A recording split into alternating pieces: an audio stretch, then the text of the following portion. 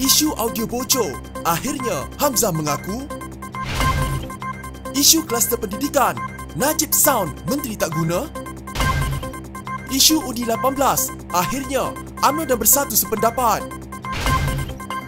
Ini punca sebenar, Zaid hilang sabar dengan Syaidan.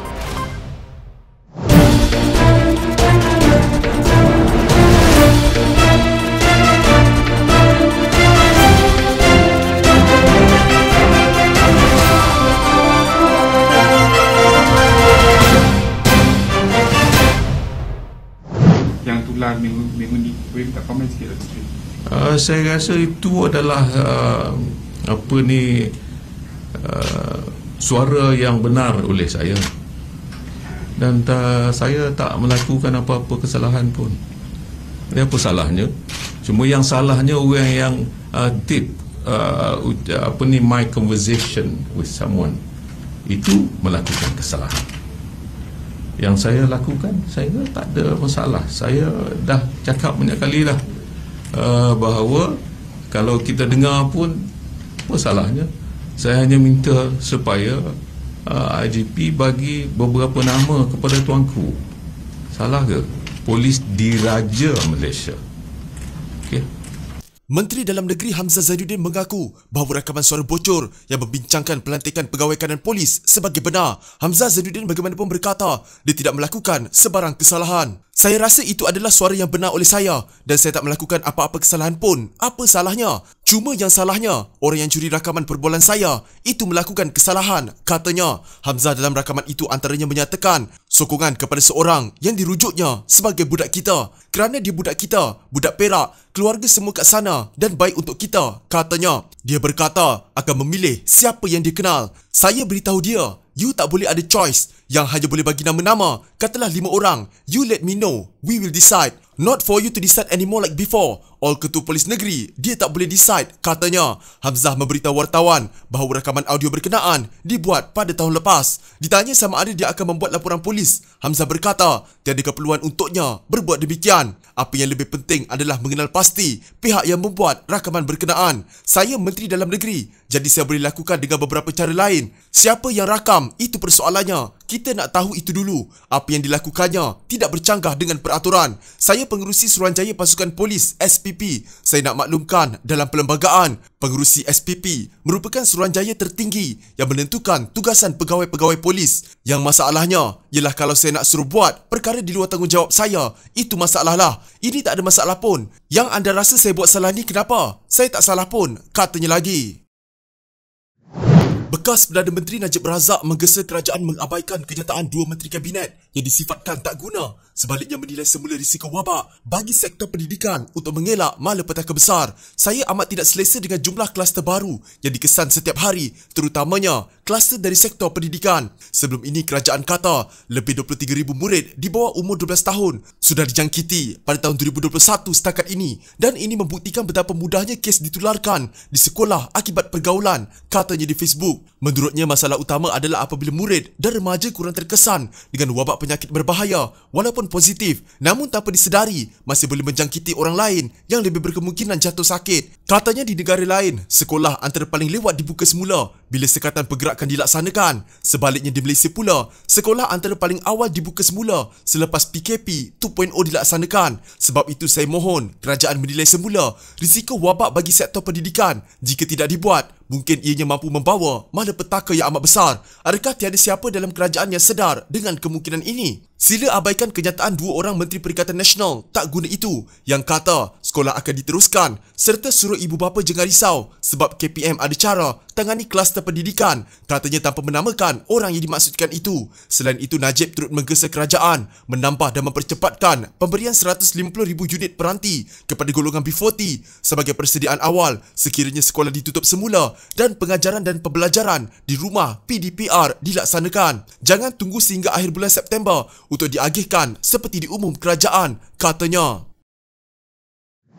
Pemuda UMNO mengesyorkan agar Suruhanjaya Pilihan Raya SPR menetapkan garis masa yang jelas berkenaan dengan pelaksanaan undi 18 dan pendaftaran pengundi automatik. Ini bagi memastikan tidak ada lagi sebarang persepsi negatif seolah-olah menggambarkan ada usaha terancang untuk menggagalkan agenda bersejarah yang disepakati secara berpartisan di Parlimen, kata ketuanya, Dato' Ashraf Wajdi Dusuki. Katanya pemuda UMNO menyambut baik keputusan kerajaan untuk meneruskan pelaksanaan undi 18 menjelang PRU 15 kelak dan mahu pelaksanaan berjalan serentak dengan pendaftaran pemilih secara automatik. Kaedah itu adalah sebagaimana syarat utama yang diletakkan oleh ahli-ahli Parlimen UMNO dan Barisan Nasional ketika pindaan Perlembagaan Persekutuan hendak diluluskan di Dewan Rakyat pada 2019, tegas Ashraf. Tuntasnya ujar beliau, pelaksanaan undi 18 adalah hasrat murni untuk memberikan suara dan hak demokrasi kepada lebih 1.2 juta anak muda berumur di antara 18 dan 20 tahun serta hampir 4.2 juta rakyat Malaysia yang berumur lebih 21 tahun tetapi masih belum berdaftar sebagai pemilih. Dalam pada itu, pemuda UMNO menzahirkan penghargaan kepada Datuk Seri Rizal Merican, Naina Merican, Menteri Belia dan Sukan yang terus komited untuk memastikan pelaksanaan undi 18 dan pendaftaran pengundi automatik sebagaimana yang diputuskan di Parlimen merentasi parti menjadi satu kenyataan sebagai mengiktiraf hak dan kebolehan golongan muda. Ketua Penerangan Parti Peribumi Bersatu Malaysia, Datuk Wan Saiful Wanjan pula berkata, golongan muda mempunyai pemikiran politik berbeza selain tidak terikat dengan bebanan sejarah yang menghantui ramai ahli politik lain dan afiliasi ke partian tetap. Menurutnya, semua perkara itu akan menyumbang kepada pertimbangan rasional apabila membuat keputusan lantas menghasilkan persaingan politik antara parti yang lebih baik dan lebih sihat dalam negara kita. Memang seharusnya sebarang kekangan terhadap pelaksanaan undi 18 diselesaikan segera pihak Suruhanjaya Pilihan Raya SPR. Saya kekal menyokong usaha kerajaan Perikatan Nasional dan keputusan terkini Kabinet untuk melaksanakan undi 18, katanya menerusi kenyataan. Wan Saiful berkata, beliau turut menyambut baik kenyataan Menteri di Jabatan Perdana Menteri, Parlimen dan Undang-Undang, Datuk Seri Taqiyuddin Hassan berhubung pelaksanaan undi 18. Terdahulu, Taqiyuddin dalam kenyataannya memaklumkan kerajaan terus komited untuk melaksanakan umur kelayakan pengundi 18 tahun sebagaimana pindaan kepada peruntukan Perkara 119 Perlembagaan Persekutuan yang dipersetujui sebulat suara di Parlimen secara duipartisan pada tahun 2019. Perkara itu sudah dibincangkan dan disahkan dalam mesyuarat Kabinet serta akan diusahakan dalam tempoh terdekat, katanya.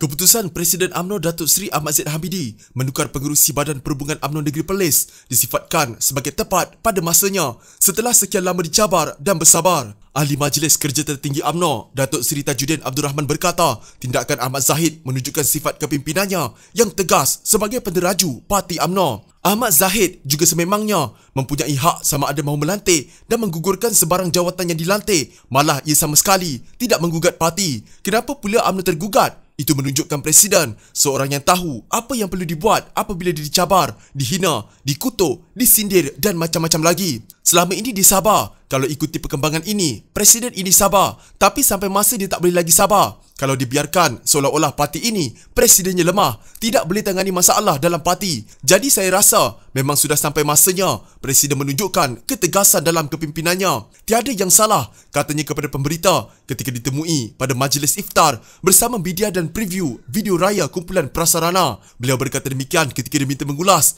mengenai pengguguran Datuk Seri Syahidan Kasim sebagai pengerusi Badan Perhubungan UMNO Negeri Perlis yang menimbulkan reaksi kurang senang UMNO negeri itu. Sabtu lalu, Ahmad Zaid Hamidi memaklumkan terdapat pertukaran jawatan pengerusi Badan Perhubungan UMNO Negeri Perlis apabila jawatan yang disandang oleh Syahidan Kasim digantikan kepada Datuk Seri Azlan Man berkuat kuasa serta-merta. Susulan itu, ahli jawatan kuasa UMNO bahagian Arau membuat ketetapan untuk menolak pelantikan Azlan. Mengulas lanjut, Tajuddin berkata, tindakan Ahmad Zahid tidak wajar dipertikaikan dan soal puas hati atau tidak ia terpulang kepada individu masing-masing. Apa nak dipertikaikan lagi? Redha saja. Keputusan itu tiada masalah. Bukan dia melanggar peraturan atau perlembagaan parti. Itu proses biasa, katanya.